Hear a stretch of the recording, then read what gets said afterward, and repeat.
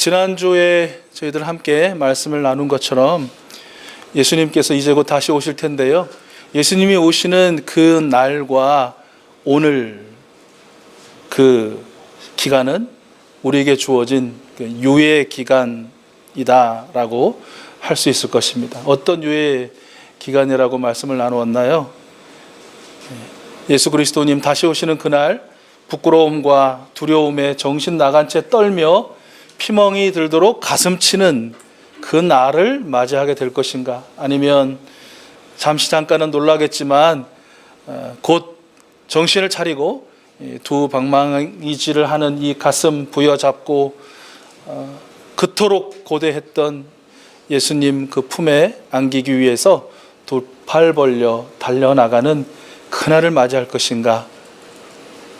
어떤 날이 될 것인가를 가르는 그런 유예 기간이 될 것이다 라는 것이죠. 우리 인생에 이보다 더 중요한 일이 있을까요?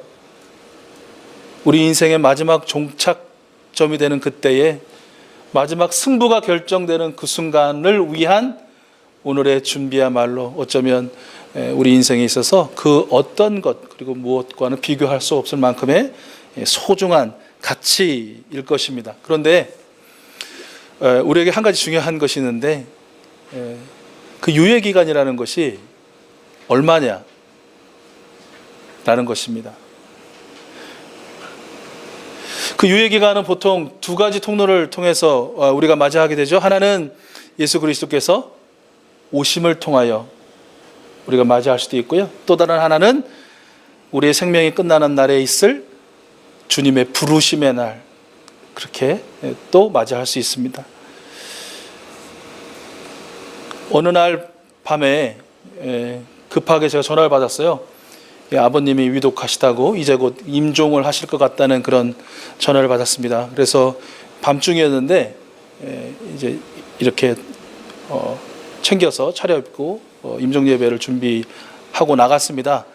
근데 가족들이 다 모여 있더라고요. 이제 아무래도 임종하시니까 어른이 일가 친척들이 다 모여서 다들 많이 울고 계시고 또 한쪽 구석에서는 또 가슴도 치고 계시고 그래서 좀 기다렸습니다. 이제 임종하시기 직전이니까 들어오시라고 할 때를. 그런데 안 부르는 거예요. 그리고 이제 1시간 정도 대기하고 있었는데 전화 주셨던 그분이 나오셨어요. 의사 선생님이 그러시는데 오늘 밤은 넘기실 것 같다고 그런다고 목사님께 참 죄송하게 됐다고 이렇게 말씀하시는 거예요. 그래서 그래도 뭐 감사한 거죠. 조금 더 뵐 수 있으니까. 그래서 언제든지 다시 연락을 달라고 말씀을 드리고 이제 제가 집으로 돌아왔습니다.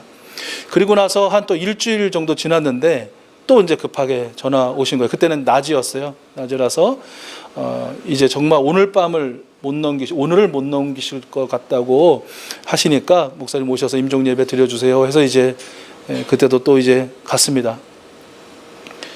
어떻게 됐을까요? 어떻게 하셨어요? 그러니까 제가 말씀을 드리는 것이죠. 눈치가 거의 뭐 100단 정도. 역시 그날도 기다렸는데 안 되시고 이번에는 너무 갑자기 살아나셔가지고 그런 경우 있잖아요. 이렇게 오늘 못 넘기다 하신다는 분들도 정말 갑자기 사시는 분도 계시거든요. 그래서 오늘 밤도 지나고 며칠 동안은 별일이 없을 것 같다. 또 이렇게 진단을 내리셨다고 해서 또 돌아가셨는데 물론 이제 그 후로 몇 주 뒤에 정말 임종을 맞으셨고요. 그때 가서 이제 임종 예배를 함께 드렸어요. 그 집례를 하는데 장례 분위기가 생각보다 굉장히 차분했습니다. 왜 그랬을까요? 그동안 참 많이 마음의 준비가 돼 있었고 그리고 너무 많이 우셨다 그동안. 더 이제 물론 이게 그렇게 웃음이 나오시는 이야기는 아닌데 아무튼 정말 어떤 장례식보다도 차분하고 저조차도 차분하고 정말 이 뭐랄까요 감사한 가운데 천국 환송 예식을 그렇게 치렀던 기억이 있습니다. 그런데 몇 년 전에 저의 이런 경험과는 또 정반대 일이 이제 지난주 제가 소식을 들었는데 어떤 분으로부터 이제 막 60이 넘으신 한참 젊으신 장로님의 별세 소식을 제가 전해 들었습니다. 순간 이게 숨이 막히더라고요. 불과 얼마 전까지만 해도 제가 우리 교회 오기 전에 교회에서 함께 뵙고 또 예배하고 사역하던 분이셨거든요. 그분이 아프다, 그분이 병원에 간다, 그분이 돌아가신다는 생각을 한 번도 해본 적이 없기 때문일 것입니다. 정말 몇 분 동안은 정신이 아주 하얘져 가지고 아주 멍한 상태에서 그렇게 있었습니다. 함께 살았던 우리 유가족들이 또 얼마나 당황하고 황망했을까. 또 친구들을 비롯해서 함께 신앙생활을 했던, 오랫동안 신앙생활을 함께 했던 분들은 또 얼마나 황당한 마음이 들었을까라는 생각해 보았습니다. 그리고 그 장례식의 분위기는 또 어땠을까라는 것이죠. 오늘 34절 말씀 보면 그 날이 덫과 같이 임하리라 라는 말씀을 하시거든요. 다른 표현으로 하면 그 날이 도둑같이 임한다, 그 날이 노하의 날처럼 임한다 라고 말씀하신 그 의미가 어떤 것인지를 정말 뼈저리게 다시 한번 깨닫고 경험하는 그런 사건이었습니다. 여러분, 사람으로서는 도저히 가늠할 수 없는 이 그날까지의 유예 기간, 단 하루가 될지 몇 해가 될지 몇십 년이 될지 아무도 알 수 없는 그 유예 기간을 우리는 어떻게 보내야 하는 것일까 하는 것입니다. 히브리서 9장 27절과 28절 말씀에서 말씀하신 것처럼 한 번 죽는 것은 모든 사람에게 정하신 것인데, 그리고 그 후에는 심판이 있을 텐데, 그 심판의 날이 자기를 바라는 자들에게 두 번째 나타나시는 예수 그리스도님께 안기는 그 날이 되기 위해서 우리는 오늘을 어떻게 살아야 하는 것일까 라는 질문을 오늘 대림절 첫 번째 주일에 드려보고 말씀 속에서 그 해답을 찾아보고자 하는 것이죠.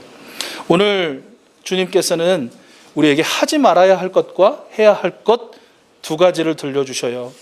즉, 영혼을 둔감하게 하기 때문에 절대적으로 피해야 할 일과 그 영혼을 맑게 하고 항상 깨어있게 하기에 반드시 해야 할 한 가지 일을 우리에게 들려주고 계십니다.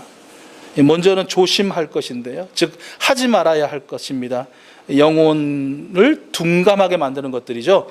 34절 내용인데 세 가지를 말씀하세요. 방탕함, 술 취함, 그리고 생활의 염려, 즉 세상살이의 염려입니다. 이것들이 우리의 영혼을 둔감하게 만들고 그 날이 슬픔과 비통의 가슴 치는 날로 만들 것이다 라고 경고하고 계시는 것이죠. 방탕함이란 무엇입니까? 여러분, 방탕하면 어떤 이미지가 가장 먼저 떠오르세요? 방탕하지 않은 여러분께 방탕함의 이미지를 떠올려 보라고 하니 좀 어렵고 어색하시긴 하시죠. 사전적인 의미는 술, 성적 쾌락, 노름 등에 과도하게 빠져 바르게 살지 못함, 이게 이제 방탕 또는 방탕함의 그 의미더라고요.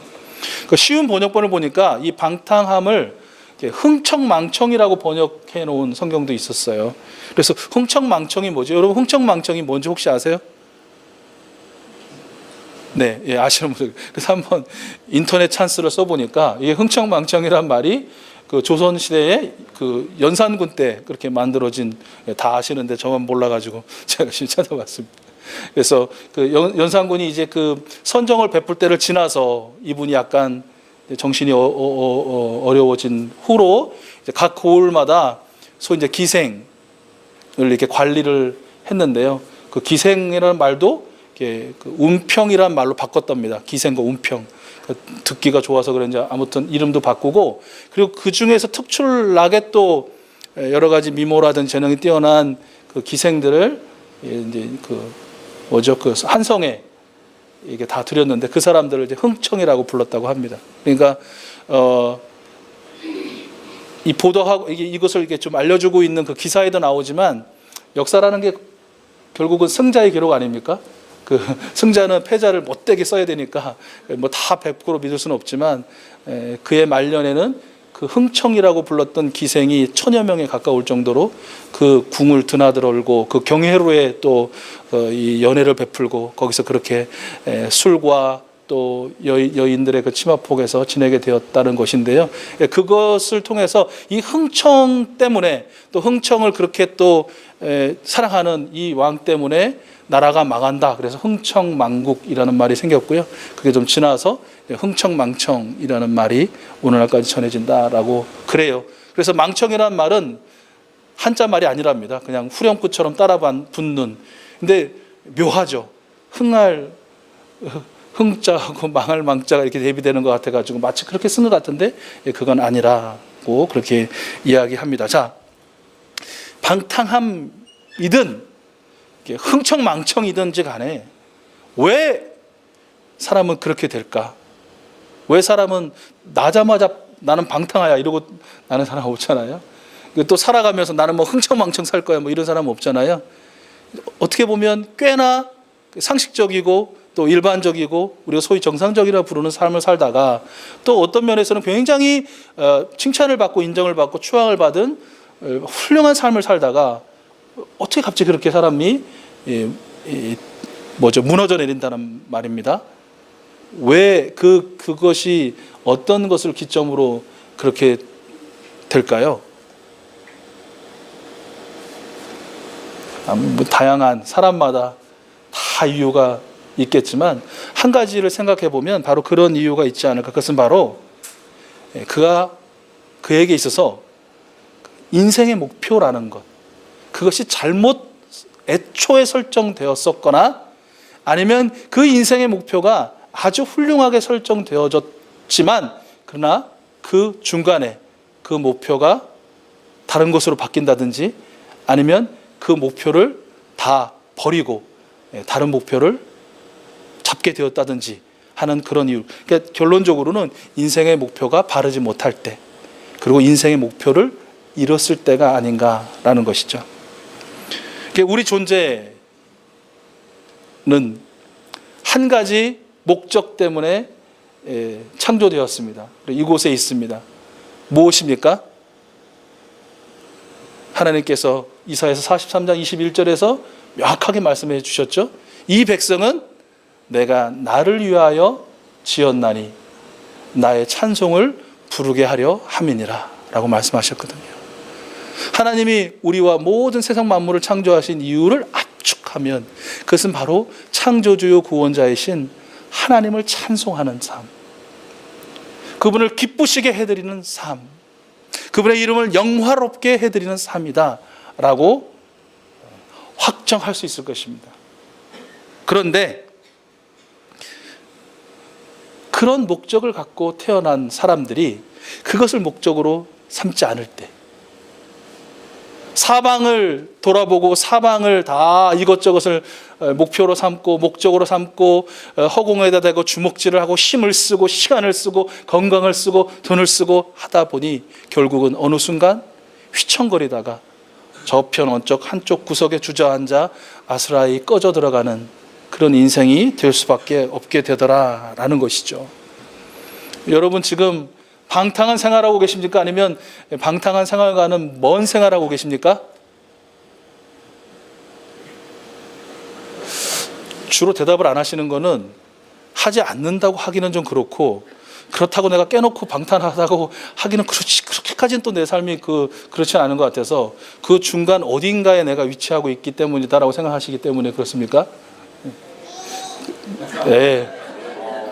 이제 막 돌 지난 사랑이도 나도 그렇다고 대답하면 이제 우리 70, 80 되신 분들은 어떻게 대답을 해야 되나? 우리가 누구나 다 그런 위험 요인들은 다 갖고 있거든요. 언제 어떻게 사람이 방탕에 빠지게 될, 좀 흥청망청할 수 있는 그런 인생이 되는, 그 사이를 또 오가는 그런 인생이 또 우리 가운데 있을지도 모르겠습니다. 여러분 분명하게 우리가 방탕하지 않고 또 방탕에 가까운 삶이 아니라 하나님께서 원하시는 그런 온전하고 그분을 다시 만나는 그날, 사랑하는 아들아, 사랑하는 딸아, 정말 내게 아무런 흠을 찾을 수 없구나, 내게 흠잡을 것이 없구나 라는 그런 인정을 받는 그런 삶을 살 수 있는 유일한 방법은 하나님께서 우리에게 두신 그 유일한 삶과 존재의 목표, 그리고 그 목적을 바라보는 것이, 거기에 우리 모든 전 존재의 시선을 고정시키는 것이, 너무나 뚜렷하게 사도 바울이 우리에게 들려주시는 것처럼 하나님의 아무데도 보이지 않게 숨겨놓으신 게 아니라 그 표대를, 그 결승점을, 그 목표물을 우리 앞에 정확하게 보여주시니 그 표대를 향하여 여기까지 다 왔으니 이제 안 가도 돼 라고 말하지도 않고, 그리고 너무 멀어 보여 나는 글렀어 라고도 말하지 않고, 그저 오늘 한 걸음, 내일 한 걸음, 유일한 포대가 되시는 예수 그리스도와 그 너머에 계시는 하나님의 부품을 향해서 한 걸음 한 걸음 걷는 것, 그것이 바로 우리가 이 세상을 살면서 한순간도 방탕하지 않을 수 있는 그런 유일한 방법이다라는 것이죠. 말씀을 여러분 기억하시고 지금도 잘 걸어가고 계신데, 우리 인생이라는 게 좌로나 우로나 치우치지 말라고 했는데 어떨 때는 좌로 훅 치우쳤다가 어이쿠 돌아왔다가 또 우로 축 치우쳤다가 그러잖아요. 여러분 아시지만 좌로 치우치거나 우로 치우치면 전진이라는 게 가능합니까? 잘 안 되죠, 그죠? 치우치면 돕니다, 그냥 그 자리. 우측으로 돌아도 우측으로 제자리, 맨날 그 자리인 것 같죠. 우리 성령 하나님 의지하시고 붙드시고 그분이 인도하시는 방향은 딱 한 방향입니다. 하나님을 향한, 표대이신 예수 그리스도를 향한 그 방향으로 기꺼이 인도하심을 받고, 그것이 여러분 인생의, 우리 인생의 최고의 기쁨이 될 수 있기를 축복합니다. 두 번째 또 피해야 될 게, 이게 이제 아주 노골적으로 말씀하시는데 술 취함이에요. 술 취함. 성경에서 술 취함이란 단어를 이렇게 찾아보면 대부분 다 방탕이라는 말과 같이 나옵니다. 우리가 방탕은 어떤 이미지가 떠오르세요 할 때 술 취한 사람이 막 비틀비틀거리고 막 뭔가 막 이러는 이미지가 바로 그런 이유 때문일 거예요. 에베소서 말씀에서는 직접적으로 술 취하지 말라, 이는 방탕한 것이다 라고 그렇게 말씀하고도 계셔요. 요즘에 우리 한국 사회 술 취하는 문제, 음주 문제 굉장히 크죠. 그래서 얼마 전에 그 부산에서 그 음주운전 하신이 뭐야 또 음주한 어떤 인간에게 이렇게 또 사고를 당해서 희생당한 윤창호 씨라는 분을 계기로 해서, 그 사건을 계기로 해서 법이 또 만들어지고 그것을 좀 처벌을 강화하고 아예 애초에 그것을 꿈도 꾸지 못하게 만드는 그런 일들이 조금씩 좀 이렇게 이어지고 있죠. 우리나라 사람들 중에 보니까 성인 남자 중에 2명 중 1명, 여자 4명 중 1명은 월 1회 이상 폭음을 한다라는 그런 조사가 있다고 합니다. 저는 안 하니까 누군가는 여기 또 폭음의 기준은 남자는 소주 7잔 또는 맥주 5캔, 여자 같은 경우는 소주 5잔, 맥주 3캔 정도. 또 들으시면서 또 입맛을 다시거나 그 정도야 마시는 거예요. 그러면서 다들 하는 말이 있다라는 거예요. 특별히 크리스찬들, 적당히 마시는 건 주님의 은혜가 아닙니까? 그런데 그 어떤 연구 결과를 다 찾아서 종합해봐도 적당한 음주는 아예 불가능하다는 것이에요. 그런 건 없다라는 것이에요. 나는 그 정도 마시지 않아. 나는 술에 강해서 내 간은 너무 젊고 싱싱해서 아무리 마셔도 끄떡 없어. 나는 절대 실수 안 해. 나는 절대 운전 안 해. 난 절대 사고 안 쳐. 착각이라는 것이. 그 모든 것들이 굉장한 위험 단자라는 것이죠. 이제 연말입니다. 제가 굉장히 마음에 안타까운 것이 있더라고요. 연말에 가장 많이 하는 것이 이제 한 해를 정리하기 위해서 모임, 회식 이런 것들을 합니다. 그런데 만남과 모임, 회식은 이퀄 뭐냐면 술자리. 이게 너무나 당연한 거예요. 이제는 그런 분도 안 계세요.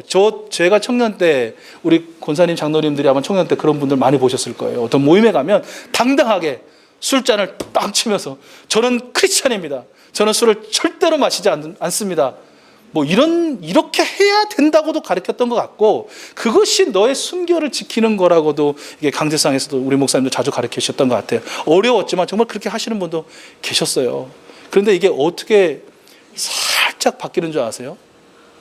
야, 그게 너가 너무 세상과 단절하면서 사는 거야. 그렇게 되면 사회생활도 못하게 되고 그러면 이렇게 사회하고 이렇게 단절하고 사람과 단절해서 살면 너는 이렇게 어떤 고립된 섬에 갇히는 거야. 예수님이 그렇게 가르치던? 너보러 어디 무인도 가서 살으라든? 아니잖아.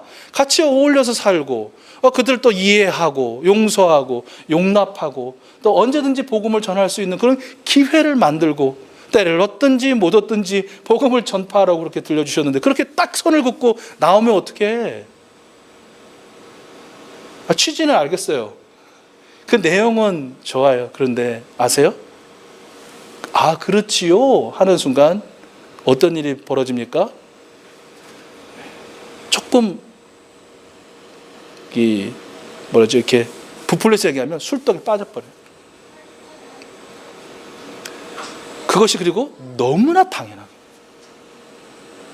이제는 세상의 술 문화가 우리 크리스천의 어떤 순결한 또 구별된 이런 문화를 다 그냥 삼켜버린, 되려 그냥 마셔서 그들 뱃속으로 넣어버린 그런 꼴이 되지 않았는가. 더 이상 누구도 이제 그것에 대해서 그건 너무 심하지 않나요? 그건 아니지 않나요?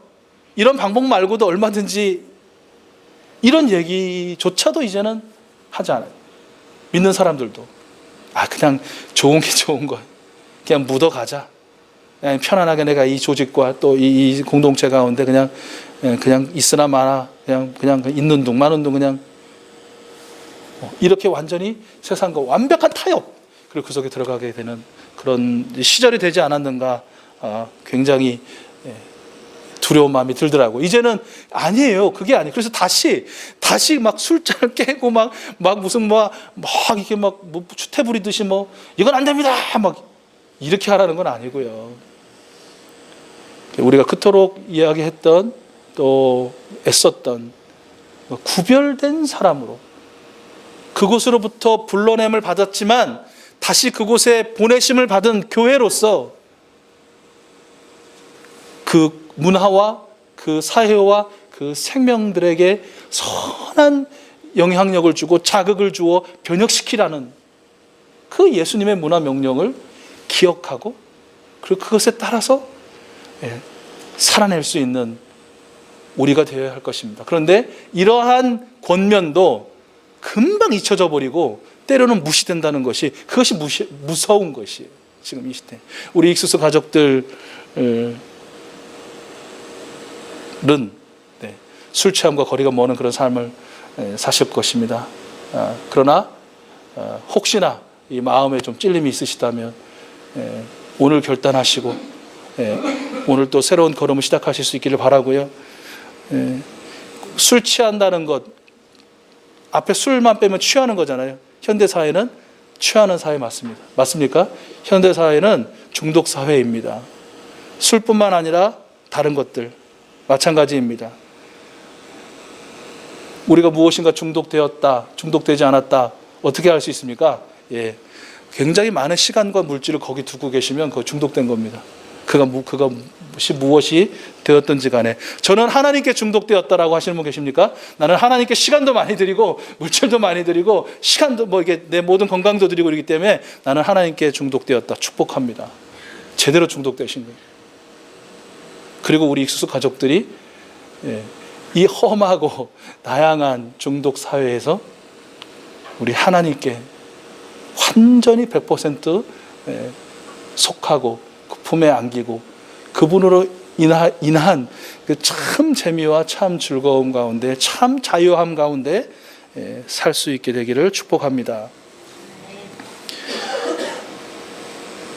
우리의 대적 마귀가 우는 사자같이 두루다니며 중독을 통해서 삼킬 자를 찾고 있는 이때에, 그러나 우리 예수님께서는 그 마귀를 물리치시고 우리를 정욕 때문에 세상에서 썩어질 것을 피하여 신성한 성품에 참여하는 자가 되게 하십니다. 이 예수님 힘 덧입어서 술로 대표되는 중독을 피하시고 오직 성령의 충만함을 입는 우리 익수수 가족들, 나를 채우는 것이 내 주인일 텐데 나는 성령님으로 충만함을 받아 내 주인이 성령님만이 되시고 그 주인이 내리시는 축복 가운데 오늘 살 수 있는 우리 귀하신 여러분들 될 수 있기를 축복합니다. 세 번째 하지 말라고 하는 것은 세상 염려, 세상살이 염려예요. 마태복음 6장 31절을 이렇게 오늘 현대식으로 좀 바꿔서 읽자면 이렇게 될 것 같아요. 무엇을 더 먹을까? 무엇을 더 마실까? 무엇을 더 입을까? 염려하지 말라. 더. 물론 여전히 최소한의 필요조차 채움받지 못하는 어려운 분들, 빈민들이 있는 것은 사실입니다. 그들의 세상살이의 걱정이야말로 우리가 정말 같이 공감하고 고통스러워야 할 실제죠. 그러나 그렇지도 않으면서도 더를 구하는 우리들, 그리고 그들의 고통도 더를 그토록 찾는 사람들과 연동되어 있다는 사실을 우리는 기억해야 할 것입니다. 왜 사람들은 더를 찾을까요? 그것은 바로 세상에 내 것, 내 소유라는 것이 존재하고 그것을 무한대까지 불릴 수 있다는 그 환각에 사로잡혀 있기 때문 아닐까요? 그래서 어떤 사람들, 특별히 우리 크리스찬 신자들 중에도 내 것은 누구 거? 내 거. 그리고 어차피 구하면 다 내 거니까 하나님의 것도 내 거. 마구 그래서 하나님께 청구서를 남발합니다. 하나님께 청구서를 보냅니다. 하나님은 무조건 청구서대로 이행해야 하는 채무자와 같습니다. 그리고 만약에 채무자이신 하나님이 불이행하신다면 나는 얼마든지 그분을 향하여 등을 돌리고 그분을 버릴 수 있는 그런 준비가 되어 있다 라는 것을 여러 가지 모습을 통해서 스스로 그렇게 드러내고 있다라는 것이죠. 그러나 여러분, 우리가 잘 아는 것처럼 세상에 내 것은 없습니다. 우리 같이 한번 해보실까요? 세상에 내 것은 없다. 세상에 내 것은 하나도 없다. 약간 이렇게 입술의 작용으로만 움직이시는 것 같은데 그렇습니다. 실제로 세상에요, 내 것은 없습니다. 다 하나님의 것입니다. 다 하나님의 것입니다. 우리는 결국 모든 것을 하나님께 제공받은 존재고 그 하나님이 살아가게 하신 날들 동안 제공받은 그것들을 잘 사용하다가 그리고 하나님이 부르시면 그저 우리의 맨몸, 이 몸뚱아리 하나 하나님께 다시 돌아가는 것이 우리의 존재라는 것이, 여기서 바로 청지기 의식, 관리자 의식이 나오는 것입니다.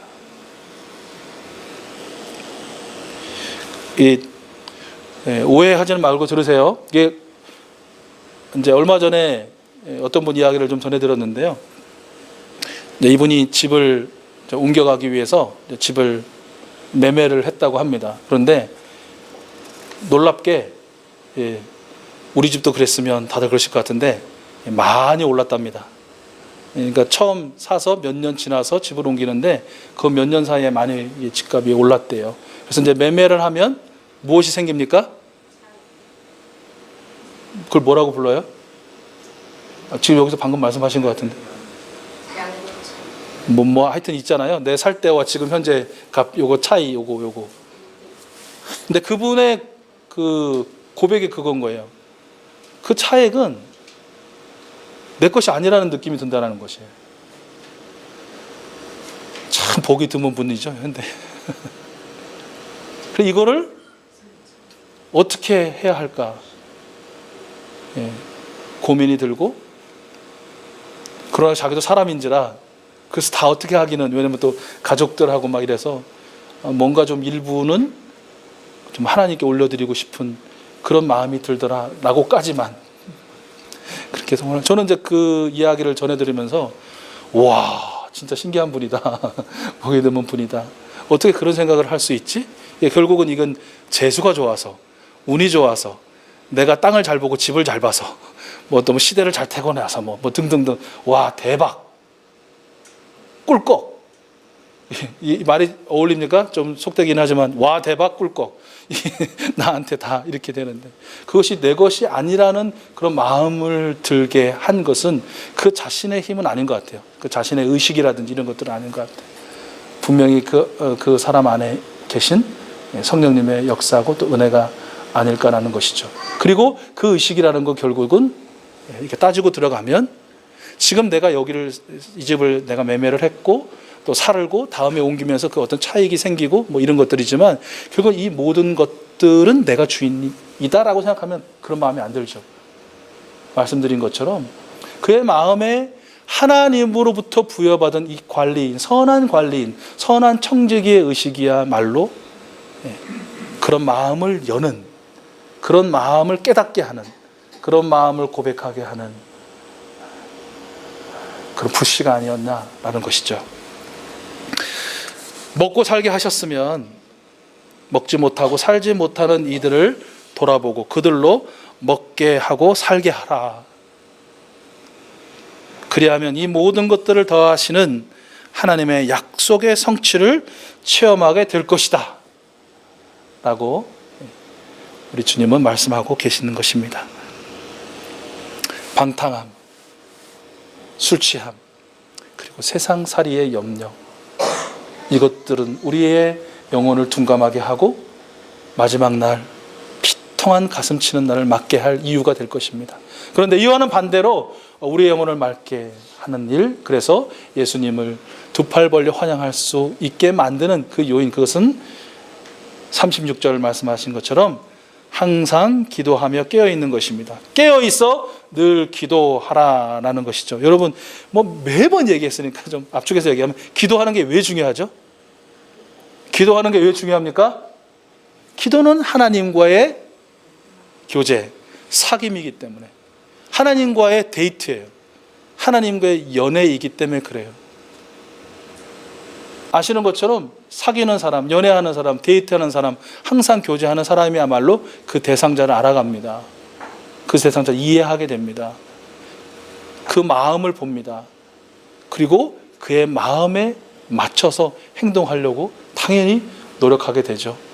한 번의 만남, 두 번의 만남, 10번의 만남, 50번의 만남, 그 만남이 이어질수록 그 대상자를 어떻게 하면 기쁘게 하고 어떻게 하면 그 마음을 흡족하게 할 것인가 라는 것이 사실은 연애하는 사람들의 그런 감정이고 기분이죠. 연애하면서 데이트하면서 너는 무조건 나한테 맞춰, 아니면 야 50대 50으로 하자, 이런 감정으로 하면 이게 제대로 될까요? 안 되죠. 우리가 신앙생활 한다는 것, 그냥 이성적으로만 나는 나고 하나님 이렇고, 나와 하나님의 관계가 이렇고 그래서 이렇고 이런 결론이 나오고가 아니라, 정말 말씀하신 대로 내가 하나님 품에, 하나님이 내 안에 계실 수 있도록 하는, 어떻게 보면 거의 유일한 통로가 기도라는 것이기 때문에 우리에게 소중한 것이고, 그래서 주님은 늘 깨어 기도하라. 금해야 될 것은 이렇게 다양하게 말씀하시지만 해야 할 것은 딱 한 가지 꼽으셨다면 그것은 바로 하나님과의 교제요, 사귐이고 연애이고 데이트인 그 기도에 너희들 머물러라 라고 우리에게 권면해 주고 계시다라는 것이죠. 이게 얼마 전에 바름이 해피하우스라는 곳을 다녀왔습니다. 이곳은 그 가정폭력, 가정해체, 또 학교 부적응 우리 청소년들을 함께 합숙시키고 또 생활하게 하고 또 공부도 가르치고, 또 물론 예배와 기도와 말씀 교육을 통해서 신앙 교육도 시키는 그런 작은 단체였습니다. 그 원장을 만나 뵙고 이런 이야기를 듣고, 또 특별히 그 뮤지컬이라는 것을 통해서 이 아이들의 그 답답한 속 이야기를 마음껏 세상에 할 수 있고, 또 세상으로 하여금 들을 수 있도록 돕는 그런 일들을 하고 있는 단체였습니다.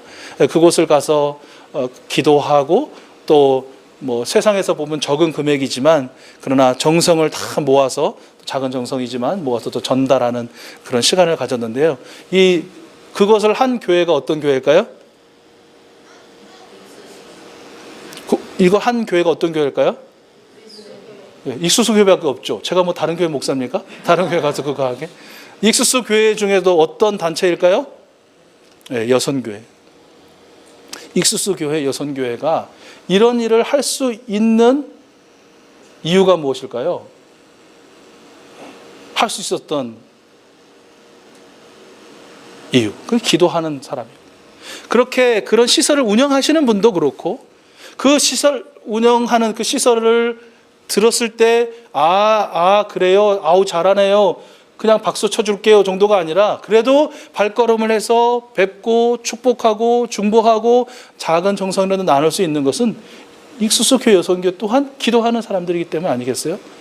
그 기도를 통해서 아버지 하나님의 마음이 어떤 것이고, 그분이 지금 어디 계시고 무엇을 하고 계시고 어떤 것을 하기를 원하시는지를 알기 때문에 그렇게 했다라는 것이죠.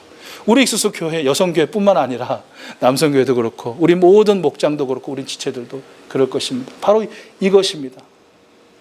왜 우리가 기도해야 하는가?